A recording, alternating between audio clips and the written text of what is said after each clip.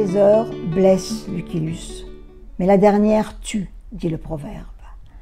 Bonjour Marianne Géglet. Bonjour Jeanne Orion. Nous sommes dans votre livre, L'ami du prince, et nous commençons l'histoire par ce dernier après-midi de Sénèque. Alors, pourquoi le titre L'ami du prince?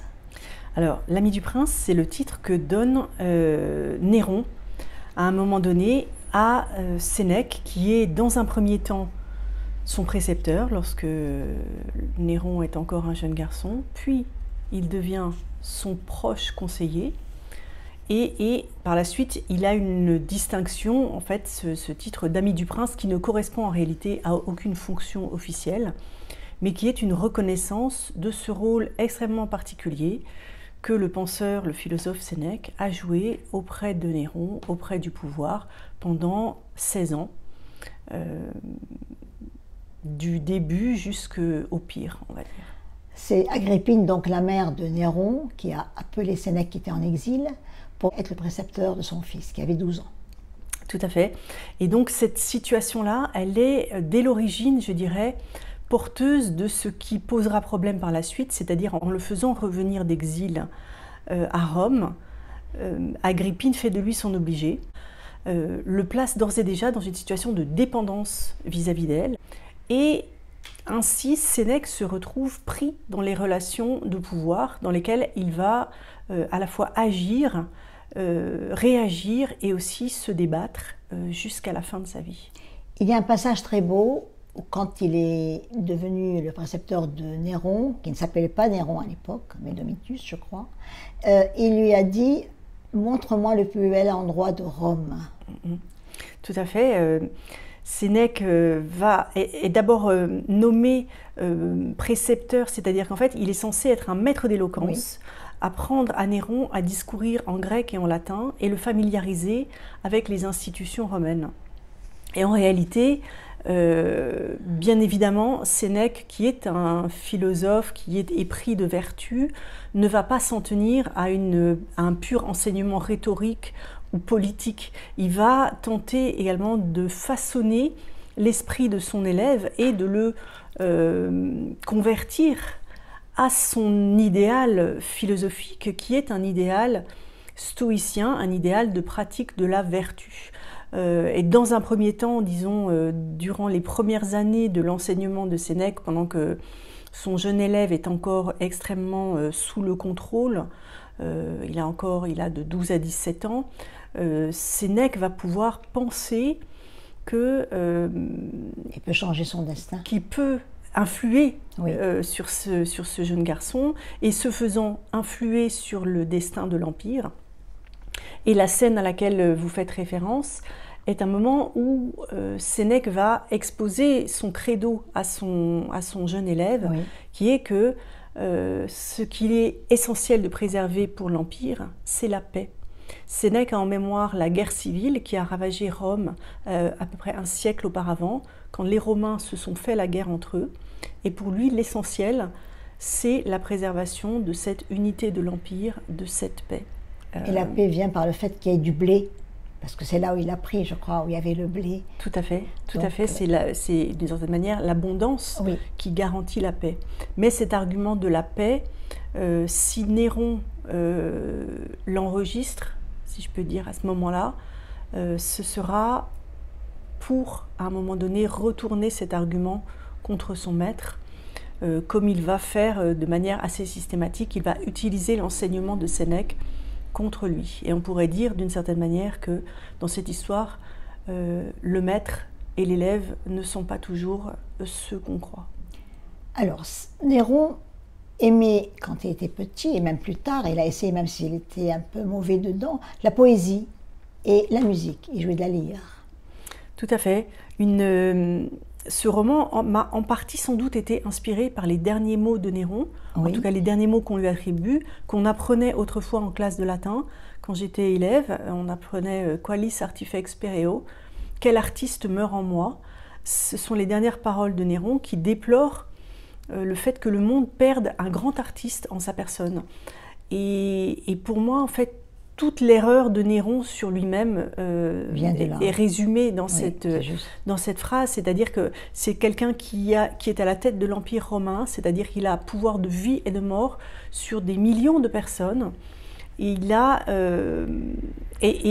au lieu d'utiliser ce pouvoir de façon raisonnable, de façon constructive, de façon sensée, comme Sénèque essaye de l'y inciter, essaye même à un moment donné de l'y contraindre, Néron va utiliser son pouvoir pour se faire applaudir dans les stades, aussi bien dans des performances de courses de chars que dans des récitations de poésie, des pièces de théâtre où il joue la comédie, ce qui en soi n'est pas forcément condamnable.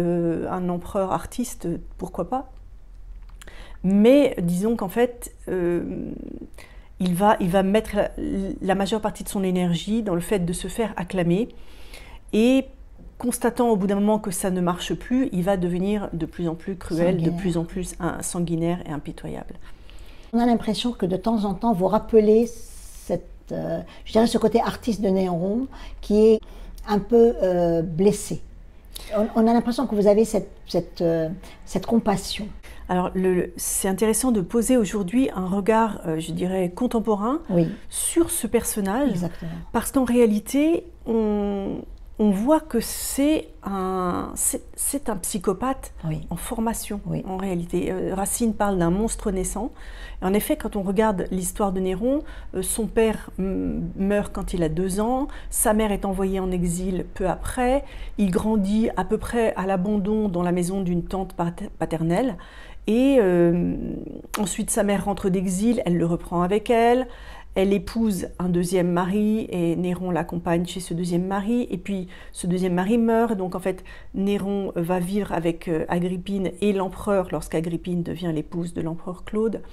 Donc on pourrait dire qu'il a une vie extrêmement agitée, sans repère fixe, probablement sans amour. Sa mère est une femme très, très dure, c'est une femme de pouvoir, et dans une société patriarcale où les femmes ne sont pas habilitées à exercer le pouvoir, eh bien, une femme comme Agrippine, elle se sert de son mari, elle se sert de sa fortune, et au bout d'un moment, elle va se servir de son fils, qu'elle va instrumentaliser pour son bénéfice personnel. Donc, on peut dire qu'on voit Néron comme toutes les circonstances sont réunies pour qu'il évolue mal. En fait, c'est un jeune garçon qui évolue tragiquement, qui évolue vers une vraie pathologie qui fera de lui un criminel. D'ailleurs, elle l'a contrarié jusqu'au bout, parce que bon, elle a tué son frère, plutôt supposé avoir empoisonné Britannicus, qui n'était pas son frère, mais qui était le fils du mari, et elle lui a fait même épouser Octavie. Alors, il est certain qu'Agrippine donne de très très mauvais exemples à son fils. C'est-à-dire qu'elle-même n'hésite pas à recourir au meurtre, à l'abus de pouvoir, de façon à obtenir ce qu'elle souhaite. Et ceci, plus le fait que Néron vit dans une société qui est quand même très violente, très cruelle. On pense au sort des esclaves, mais on pense aussi au jeu du cirque. C'est une société qui fait de la mort un spectacle, un plaisir, un divertissement. Et de tout cela, Néron ne sort pas indemne. Indemne, bien sûr. Sénèque a perdu un fils. Et il espère jusqu'au bout changer, comme on l'avait dit aussi, quelque chose en Néron. Et Néron lui dit plusieurs fois, il dit « ne me laisse pas », parce qu'il a tenté plusieurs fois de partir. Il dit « ne me laisse pas ». Et dans cette supplique, il y a une forme d'enfant qui demande à l'autre de rester le garde-fou. Alors la relation entre Sénèque et Néron, elle reste mystérieuse. On est obligé de la déduire des faits historiques connus. Alors il est certain que, ayant connu son élève à l'âge de 12 ans, alors que lui-même a passé la quarantaine, ayant perdu un fils, il est très tentant d'imaginer que Sénèque et Néron ont une relation paternelle ou pseudo-paternelle, enfin père-fils. En même temps, jusqu'à quand Sénèque est-il dupe de son élève? Très vraisemblablement, il doit espérer et continuer d'espérer qu'il va pouvoir influer sur ce jeune garçon pour le meilleur et pour le bien de l'Empire. Mais à plusieurs moments dans l'histoire, on le sait grâce à des historiens comme Tacite ou Suétone ou Dion Cassius, Sénèque trouve que la manière dont son élève l'utilise comme caution morale est intolérable, et à plusieurs reprises, il veut quitter le pouvoir, il veut quitter Néron, il propose de lui rendre toutes les richesses qu'il a reçues, et à ces moments-là, Néron refuse de le laisser faire. Alors, pour quelle raison? On est...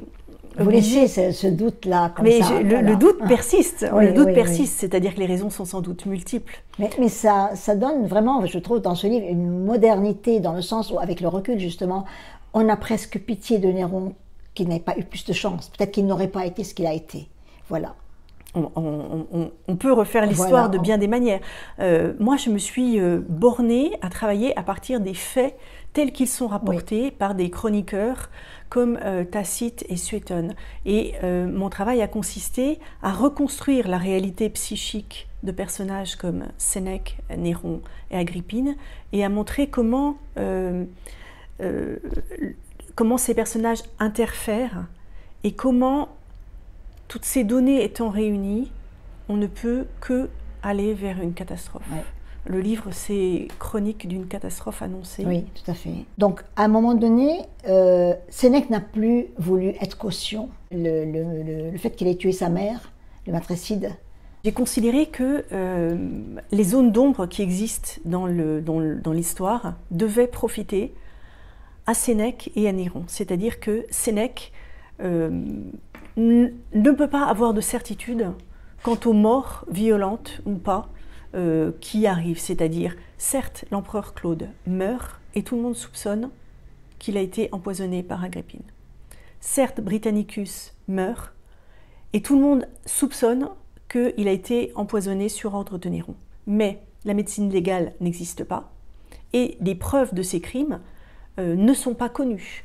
Par conséquent, Sénèque peut légitimement avoir un doute sur le fait que ces accusations soient fondées ou pas, et à mon avis, il a dû s'accrocher à l'idée que le bien était possible, que si ces morts avaient été criminels, désormais il n'était plus nécessaire de commettre quelque mauvaise action que ce soit, et que le bien de l'Empire, la préservation de la paix, primait sur toute autre considération.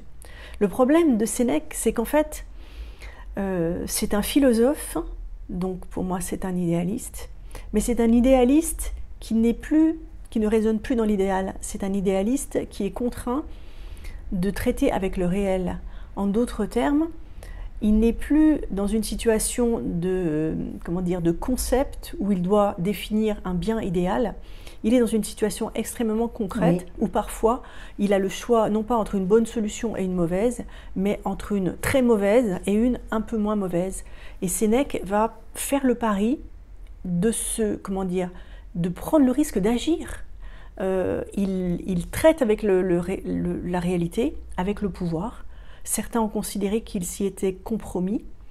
Vous ne le pensez pas? Je pense qu'il a fait le choix de l'action, et c'est un choix courageux. Et c'est un choix que je reconnais aujourd'hui. Et pour moi, même s'il s'est compromis, il a des circonstances atténuantes. Et en tout cas, ce qui est certain, c'est qu'à partir du moment où il sait pour sûr que son élève, l'empereur, est un criminel, qu'il a fait assassiner sa mère, à partir de ce moment-là, Sénèque veut partir. Oui. Il veut abandonner le pouvoir, il veut renoncer à la richesse, et il choisit d'agir en fonction de ses valeurs. Il ne veut pas être caution, c'est fini. Il ne veut absolument pas cautionner de crime. D'ailleurs, Sénèque dit « J'ai rêvé pour l'Empire un souverain équitable, attentif au bien commun, soucieux des dieux et du peuple, respectant le Sénat. J'ai rêvé un retour à ce qui a fait notre grandeur, la restauration des valeurs. Mais aucun être humain ne peut supporter le poids d'un tel pouvoir sans en perdre la raison. J'ai rêvé, et Néron, parce qu'il l'appelait Néron, s'appelait Néron, m'a enseigné l'inanité de mon rêve. » Je trouve ça, c'est terrible. Donc il s'est retiré dans sa maison, et voici que Néron envoie l'ordre pour qu'il se suicide. Oui, alors en 65 Oui. a lieu un événement historique qui est bien connu qui s'appelle la conjuration de Pison, c'est-à-dire Oui. qu'en fait il y a une rébellion de la noblesse romaine, plusieurs patriciens s'unissent pour renverser celui qui désormais maintenant est considéré comme un tyran, voilà, quelqu'un dont il faut absolument se débarrasser. Et Sénèque, qui est sollicité pour participer et cautionner cette rébellion, refuse de s'impliquer. Il ne dénonce pas Oui. les conjurés, il les laisse agir, mais il ne prend pas part à cette conjuration. Et cette conjuration est découverte par l'empereur, et à partir de ce moment-là a lieu une vague d'exécutions Oui. dans la société romaine. Et alors que Néron sait que Sénèque n'a pas pris part à cette préparation d'un attentat contre lui, il va profiter de cette occasion et il va ordonner sa mort. Et Sénèque va donc devoir se donner la mort en avril 65. Et donc, on lui donne le temps. Alors c'est à ce moment-là que commence le roman, c'est-à-dire que le roman s'ouvre avec l'ordre apporté à Sénèque Oui. de se donner la mort. Mais j'ai profité là d'une petite zone d'ombre. En fait, j'ai imaginé que Sénèque avait le temps d'écrire une ultime lettre à son ami Lucilius et de faire pour lui une sorte de bilan des 15 années qu'il a passées auprès de l'empereur. Et c'est donc ce bilan que dresse Sénèque de sa propre action, un bilan en demi-teinte dans lequel il ne se dédouane pas, que raconte l'ami du prince. Jusqu'au bout, il dit « Je devais apprendre à Domitius à prendre la parole et pour cela je devais lui apprendre à raisonner. Pour parler juste, il faut penser justement. Et penser justement implique de mettre en rapport ses pensées, son discours et ses actes. » C'est exactement sa théorie en quelque sorte. Tout à fait. Il s'agit, c'est exprimé dans De la Clémence, de faire de Néron le meilleur empereur possible. Et pendant un temps, Sénèque peut imaginer avoir réussi son pari. Donc Sénèque va se donner la mort et avant même de mourir, ultime, je dirais, cruauté de l'empereur, quelqu'un arrive avec une lettre. Et nous fait espérer, disons, que Sénèque va pouvoir sauver ce qui lui est le plus cher, à la fois ses valeurs et aussi ceux qu'il aime. Voilà, disons que le texte est construit comme un duel, une sorte de face-à-face dramatique entre un homme jeune, un homme âgé, un philosophe, un homme de pouvoir, un homme de vertu et quelqu'un qui s'abandonne à ses pulsions. Et disons qu'en fait, j'ai construit le roman comme un face-à-face dans lequel tout ce qui compte, c'est qui aura le dernier mot. La correspondance est éblouissante. Tout le livre est éblouissant parce que ce livre, si on enlève le nom des personnages, on a l'impression de vivre dans le monde actuel. Quel que soit ce monde, je ne parle pas des pouvoirs politiques seulement, même des petits pouvoirs. Est-ce que les pouvoirs ont toujours voulu être accompagnés de penseurs? Oui. Bien évidemment, bien Pourquoi? évidemment. Dans le fond, moi j'ai été frappée par le fait que cette situation d'un conseiller et d'un pouvoir absolu qui se révèle inique, elle est d'hier et d'aujourd'hui, de demain, elle est sans doute intemporelle. Et moi, c'est ça qui m'a frappée dans ce sujet, qui m'a donné envie d'écrire ce livre. Dans le fond, c'est son caractère intemporel. Le pouvoir corrompt, on le sait, et ce que le constat que Sénèque fait, et que malheureusement nous refaisons aujourd'hui encore, c'est l'idée que l'homme ne peut pas vraiment être éduqué. On a beau évoluer dans le temps, instruire les gens de plus en plus, tenter de les convertir à des notions de valeurs morales, il reste dans le fond, dans la nature humaine, une part qui n'est pas, qu'on ne peut pas tellement éradiquer, une tentation du mal qu'on ne peut pas éradiquer, et que le pouvoir évidemment exacerbe. Donc la puissance et la conscience, c'est presque, ils ne peuvent pas cohabiter réellement. La conscience recule devant la force de la puissance parfois. C'est un triste constat. Dans votre livre, qui est extrêmement moderne, je le dis encore contemporain, je ne sais pas comment on pourrait appeler ça, vous avez comme deux tentations. Vous avez déjà la tentation de nous montrer que ce n'est pas terminé, que l'histoire recommence éternellement. Et vous avez aussi cette tentation de questionnement. Un enfant de 12 ans, est-ce déjà trop tard pour changer son avenir? Parce que c'est un peu ça, avec la vie chaotique qu'il a eue. Encore une fois, vous l'avez dit au début, c'est avec le recul qu'on voit ça. Oui, d'une certaine manière, c'est en cela que c'est intéressant de poser un regard moderne. C'est-à-dire que nous savons, enfin, ça a été dit, même si c'est débattu, hein, que tout se joue avant 5 ans, paraît-il. Or, quand Sénèque rencontre Néron, s'il l'avait rencontré plus tôt, sans doute une figure paternelle un peu stable, des valeurs morales, ça aurait orienté le jeune garçon autrement. Mais là, c'est de la politique fiction, enfin c'est de l'éducation fiction, si on peut dire, ça n'a pas été ainsi.